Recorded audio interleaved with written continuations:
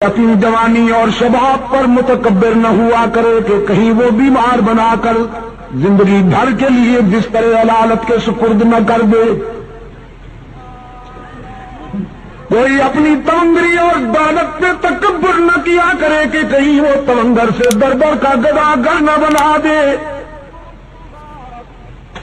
قرآن کہتا ہے مالک الملک تؤتی الملک من تشاء وتنزع الملك ممن تشاء وتعز من تشاء وتذل من تشاء بيدك الخير إنك على كل شيء قدير۔ وہی ہے مختار کل، جسے چاہتا ہے بلند کرتا ہے، جسے چاہتا ہے پیوند زمین کرتا ہے۔ اور پھر حضرت سعد رضی اللہ تعالی عنہ نے فوجی ترنگ اور فوجی مستی میں یہ سلوگن بلند کیا یوم یوم الملحمہ، ہمیں ستانے والوں تیار ہو جاؤ، آج ستائے جاؤ گے۔ کل تمہارے ہاتھ میں تلوار تھی، ہماری گردنیں ہوا کرتی تھیں، آج محمد کے رضاکار آ گئے ہیں 10,000۔ آج ہماری تلوار ہوگی اور تمہاری گردنیں ہوں گی۔ ہوا کی لہروں نے حضرت سعد رضی اللہ تعالیٰ عنہ کا یہ جذباتی ماٹو بارگاہ رحمت تک پہنچایا۔ رسول اکرم صلی اللہ علیہ وسلم نے حضرت سعد کو اپنے پاس بلایا، فرمایا سعد تم کیا کہہ رہے ہو؟ عرض کیا اللہ کے رسول، میں اسلام کے دشمنوں کی حوصلہ شکنی کرتے ہوئے یہ کہہ رہا ہوں الیوم یوم الملحمہ، آج تصادم کا دن ہے، آج ٹکر کا دن ہے، آج انتقام اور بدلے کا دن ہے۔ رحمت للعالمین صلی اللہ علیہ وسلم کی آنکھوں میں رحمت کے موتی تیر آئے۔ حبیب کبریا صلی اللہ علیہ وسلم نے فرمایا سعد تم انتقام کا نعرہ بلند کرتے ہو، میری رحمت کو تکلیف ہوتی ہے، نعرہ تکبیر، میرے ضمیر پہ چوٹ لگتی ہے، تمہیں یہ نعرہ بلند کرنے کی اجازت نہیں۔ حضور نے تعذیباً وہ پرچم لے کر ایک اور رضاکار کے حوالے کر دیا۔ صحابہ کرام نے عرض کیا اللہ کے رسول، ہمیں تو ان سنگ دلوں کا وہ ماضی یاد ہے کہ جب انہوں نے بلال کو گرم ریت پر لٹا دیا، جب ان آدم خورو نے سمیہ کو مکہ کے چوراہے پہ 2 لخت کر دیا، ہمیں تو ان آدم خورو کی وہ زیادتیاں یاد ہیں۔ رحمت عالم صلی اللہ علیہ وسلم نے فرمایا مجھے بھی یاد ہے، میں اچھی طرح جانتا ہوں، یہ شہر مجھے جانتا ہے، میں اس کے در و دیوار سے مانوس ہوں، یہ وہی گلیاں ہیں جن میں میرے لیے کانٹے بچھائے جاتے تھے، یہ وہی شہر ہے جس کے نوجوان میری ہوٹنگ کے لیے جلوس نکالا کرتے تھے، یہ وہی باشندے ہیں جو میں مجھ پہ سنگ باری کر کے مجھے لہولہان کر دیا کرتے تھے، یہ وہی مکان ہیں جن کی چھتوں پر عورتیں کوڑا کرکٹ لے کے میری انتظار کیا کرتی تھی۔ لیکن تم جانتے نہیں کہ میں یہ سارے ظلم سہنے کا عادی ہوں، یہ ستانے کے عادی ہیں، ہم معاف کرنے کے عادی ہیں، ان کے دامن پتھروں سے بھرے ہوئے ہیں، ہمارا ظرف عفو و درگزر سے معمور۔ شاید تمہیں وہ یاد نہیں کہ یہ ساری چوٹیں سہ کر میں بیت اللہ میں پہنچتا، جبکہ میرے جسم سے خون بہ رہا ہوتا، جبکہ میرے پاؤں میں کانٹے چبھے ہوئے ہوتے، جبکہ میرے جذبات ان کے سنگین ناروں سے زخمی ہوتے، میں بیت اللہ میں جا کے کیا کہا کرتا تو تمہیں کچھ یاد ہے کہ نہیں؟ بیت اللہ میں جا کے عبداللہ کا یتیم اللہ کے حضور عرض کرتا میرے معبود، اپنے محبوب کو زخمی دیکھ کر کہیں تیرا غضب جوش میں نہ آ جائے، تو نے دیکھا کہ ستایا گیا ہوں، تو نے دیکھا کہ سنگ باری کی گئی ہے مجھ پر، تو نے دیکھا کہ میرے جسم سے لہو ٹپک رہا ہے، تو نے دیکھا کہ مجھ پہ کوڑا پھینکا جا رہا ہے، تو نے دیکھا کہ میری کردار کشی کی مہم چلائی جا رہی ہے، سوشل بائیکاٹ کیا جا رہا ہے، لیکن میرے معبود میں تیرے در پہ اس لیے نہیں آیا کہ اپنے ستانے والوں کی ہلاکت و بربادی کی دعا کروں، میں تو تیرے در پہ اس لیے آیا ہوں کہ زندگی کے کسی مرحلے پر اگر ان کے مظالم اور ان کے ستم ہائے مسلسل کی وجہ سے یہ تجھ سے دعا کروں کہ خدا بندہ انہیں تباہ کر دے، انہیں ہلاک کر دے، تو تجھے اس گھر کی عظمت اور میری محبت کا واسطہ کہ میری وہ ہلاکت والی دعا کبھی قبول نہ کرنا، اگر میں کہوں بھی تو انہیں ہلاک نہ کرنا۔ کوہاٹ کے دوستوں، عزیز نوجوانوں، جنگ میں بڑے بڑے لوگوں کا اشتعال قابو میں نہیں آتا، بڑے بڑے لوگ اپنی عظمت فراموش کر بیٹھتے ہیں، لیکن رحمت عالم صلی اللہ علیہ وسلم کے اعتدال و توازن کا اندازہ کیجیے کہ میدان جنگ میں ایک کافر کی تلوار حضور پہ اٹھی، اللہ نے اپنے معبود کی حفاظت فرمائی، اس کا وار خطا گیا، اب رحمت عالم کی تلوار اٹھی، وہ کافر شمشیر رسالت کی زد میں تھا، اگلے لمحے وہ تلوار کافر کا سر قلم کر سکتی تھی، لیکن رحمت عالم صلی اللہ علیہ وسلم نے اپنی اٹھی ہوئی تلوار کو روک لیا، اپنے پیچھے کھڑے ہوئے اپنی مراد و مدعا فاروق اعظم کو اپنی تلوار دیتے ہوئے فرمایا، عمر تم اس سے نمٹو۔ فاروق اعظم رضی اللہ تعالیٰ عنہ عرض کرتے ہیں، اللہ کے محبوب میں تو اس سے نمٹ لوں گا، لیکن آج میں چاہتا تھا کہ میں نبی کی تلوار کے جوہر نبی کے ہاتھوں سے دیکھوں، آج میں انتظار کر رہا تھا کہ آپ کی تلوار سے کوئی کافر کٹ کے گرے تڑپے اور اس کی طرف دیکھ کر میں اپنے جذبہ حریت کو جلا بخشوں۔ رحمت عالم صلی اللہ علیہ وسلم اشک بار ہو گئے، فرمایا، عمر تم جانتے نہیں کہ نبی کا قاتل اور نبی کا مقتول دنیا میں سب سے بڑا بدنصیب ہوتا ہے، جو کسی نبی کو شہید کرے وہ بھی دائمی جہنمی، جو کسی پیغمبر کے ہاتھوں سے مارا جائے وہ بھی دائمی جہنمی۔ تو میرے عمر میں انسانوں کو جہنم سے نکالنے آیا ہوں، جہنم میں دھکیلنے تو نہیں آیا۔ میں چاہتا ہوں کہ نہ کوئی ایسا بدنصیب ہو کہ اس کے ہاتھوں سے میں مارا جاؤں، نہ کوئی ایسا بدنصیب ہو کہ وہ میرے ہاتھوں سے مارا جائے۔ ارباب علم و دانش، حد نہیں ہو گئی، حد نہیں ہو گئی شفقت و رحمت کی کہ پوری 23 سالہ عسکری زندگی میں کوئی ایک انسان بھی براہ راست رسول اللہ کی تلوار سے نہیں مارا گیا، کوئی ایک بھی انسان۔ میرے آقا نے اپنے رضاکاروں سے فرمایا، یہ نعرہ بلند کرنے کی اجازت نہیں۔ آج میں ان کے لیے وہی جذبات لایا ہوں جو میرے بھائی کے حضرت یوسف کے جذبات تھے کنویں میں ڈالنے والے مہربانوں کے لیے۔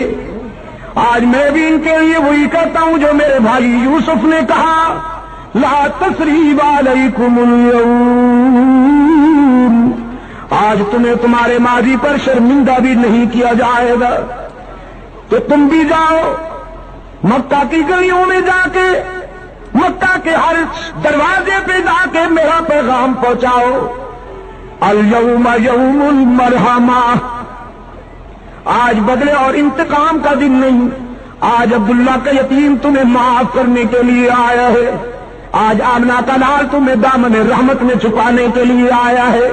ڈرتے کیوں ہو؟ تم نے اپنے دروازے بند کر لیے ہیں، شہر چھوڑ رہے ہو، تمہارے جسم پر لرزہ طاری ہے، ذرا باہر آ کے دیکھو، آج مکے میں فاتح بن کے آنے والا کوئی مادہ پرست شہنشاہ نہیں، آج فاتح بن کے آنے والا محبوب کبریا ہے۔ وہ انتقام کے جذبات نہیں لایا، عفو درگزر کے جذبات لایا ہے۔ رسول اکرم صلی اللہ علیہ وسلم نے اپنے غلاموں سے فرمایا، جا کے بچوں سے کہہ دو ڈرنے کی ضرورت نہیں، محمد عربی تمہیں یتیم بنانے نہیں آیا، جا کے بیٹیوں سے کہہ دو میری بیٹیوں ڈرو نہیں، تمہاری آبرو پہ کوئی شبخون نہیں مارے گا، جا کے ماؤں سے کہہ دو تمہاری مانتا نہیں لوٹی جائے گی، جا کے بہنوں سے کہہ دو تمہارے سروں سے دوپٹے نہیں اتارے جائیں گے۔ رحمت عالم صلی اللہ علیہ وسلم دختر انسانیت کے سر سے دوپٹے اتارنے نہیں آیا، اترتے ہوئے دوپٹوں کو سنبھالنے کے لیے آیا ہے۔ کیوں کوہاٹ کے روشن ضمیروں، رسول اللہ صلی اللہ علیہ وسلم کے انقلاب نے دختر انسانی کے سر سے دوپٹے اتارے ہیں کہ اترتے ہوئے دوپٹوں کو سنبھالا ہے؟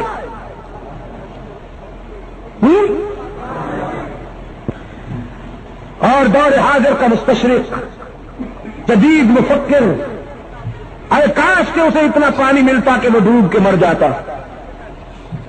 جب وہ اسلام پر اعتراض کرتے ہوئے یہ کہتا ہے کہ اسلام نے تو میدان جہاد میں، میدان جنگ میں انسانوں کا خون بہایا اور تم کی بے حرمتی کی، لیکن وہ خود دیکھے کہ انہوں نے عورت کو کیا مقام دیا ہوا ہے۔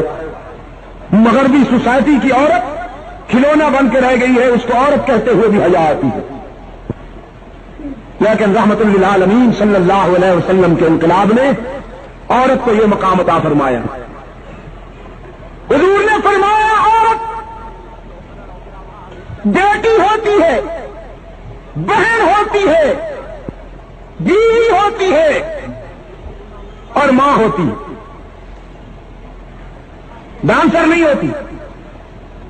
اور جب ڈانسر بن جاتی ہے تو وہ عورت نہیں رہتی، پھر غلاظت کا مجسمہ ہو جاتی ہے، پھر وہ بدبو کا ٹینک ہوتی ہے، دنیا کی بدترین شے بن جاتی ہے۔ یہ چار مقدس رشتے ہیں عورت کی فطرت میں، بیٹی، بہن، بیوی اور ماں۔ رحمت عالم صلی اللہ علیہ وسلم نے فرمایا عورت جب بیٹی ہوتی ہے تو اس کے سر پہ عفت کی چادر ہوتی ہے، عورت جب بہن ہوتی ہے تو اس کے سر پہ عصمت کا دوپٹہ ہوتا ہے، جب یہ بیوی ہوتی ہے تو اس کے جذبات میں وفا کی بلندیاں ہوتی ہیں، جب یہ ماں بنتی ہے تو اس کے قدموں میں جنت ملتی ہے۔ مشرق و مغرب کے مفکرین کی تعلیمات میں آپ کو اس مظلوم جنس کے لیے یہ احسان کہیں نہیں ملے گا، یہ معیار کہیں نہیں ملے گا۔ میرے عزیز دوستوں، انقلاب رحمت، رسول اللہ کے انقلاب رحمت نے دوپٹے سنبھالے ہیں۔ ایک مشرق کی بیٹی، خود بھی مشرقہ، بنت مشرق،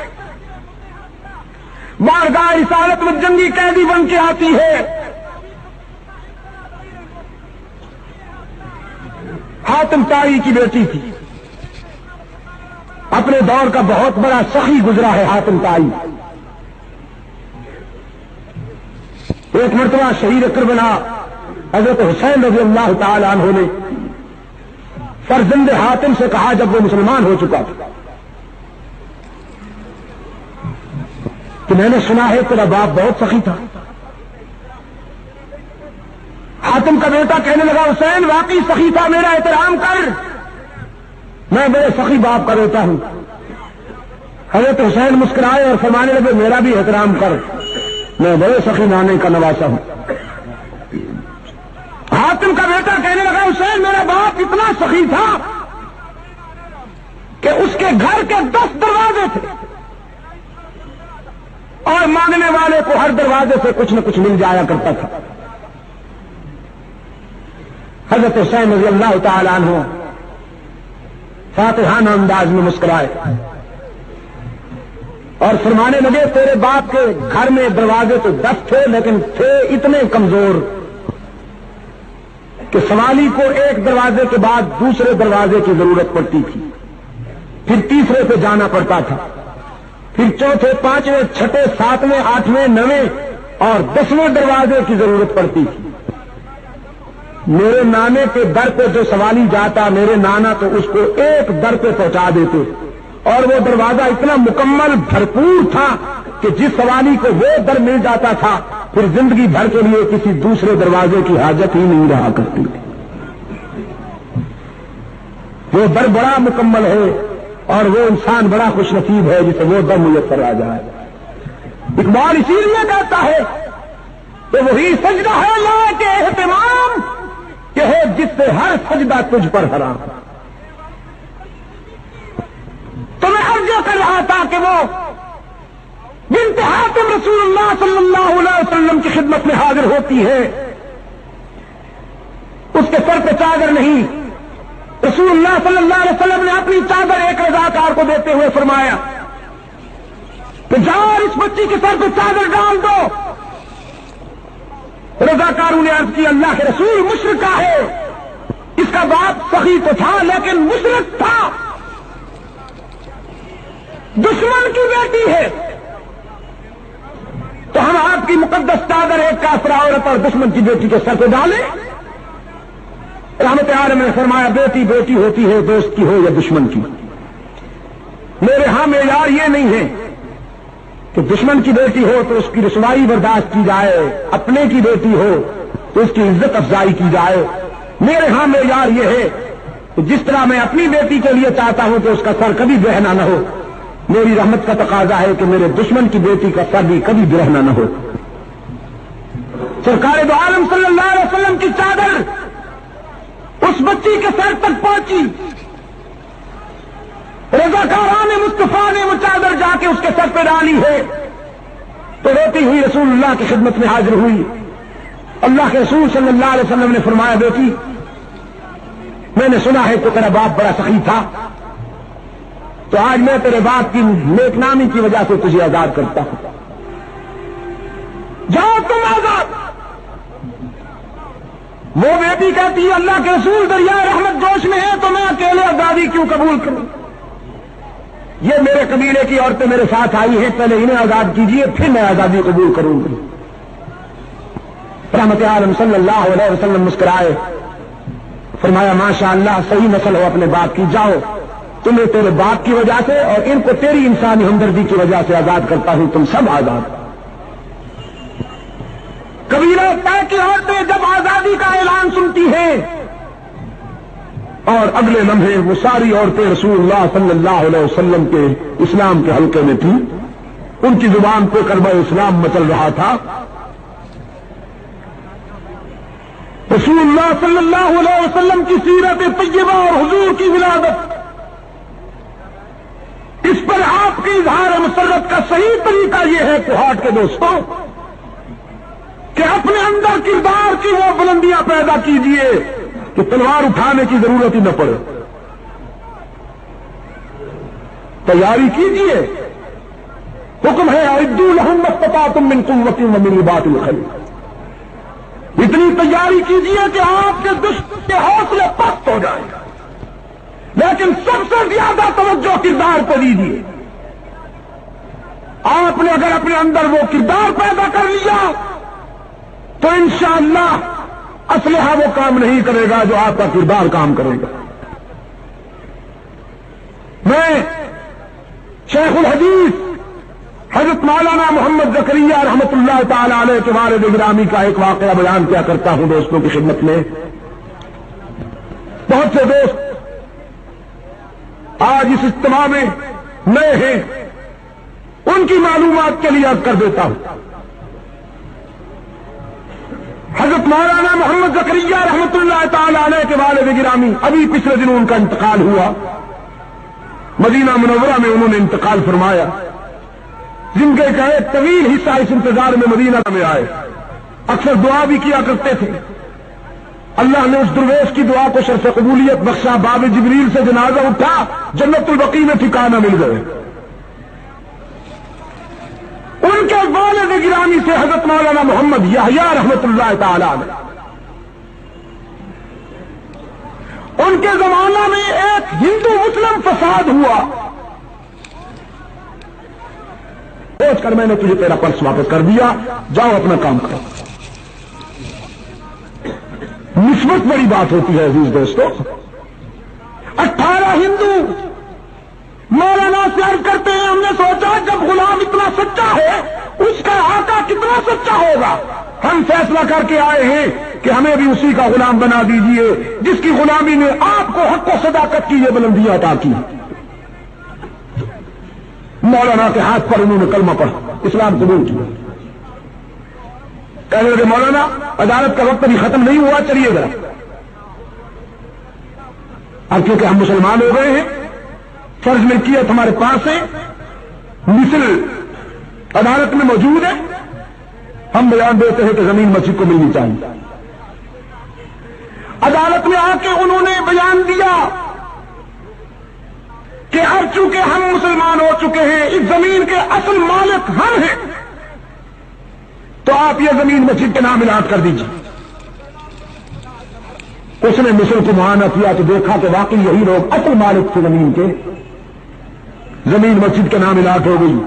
مولانا محمد یحییٰ رحمۃ اللہ علیہ سنجیدگی کے ساتھ باہر آئے اور اپنے جذباتی سر پھرے دوستوں سے فرمانے لگے, یحییٰ نے جھوٹ نہیں بولا تو یحییٰ کے خدا نے یحییٰ کا دین بھی بچا لیا اور زمین بھی عطا کر دیا. میرا پیغام آپ کے لیے آج یہی ہے کہ آپ حضور اکرم کی ولادت کا جشن یا خوشی اس طرح منائیے کہ رسول اللہ کے زیادہ حیات کو اپنا کر رحمت عالم کا کردار کو اپنی زندگی میں جگہ دیجیے, پھر دیکھیے اثرات کیا ہوتے.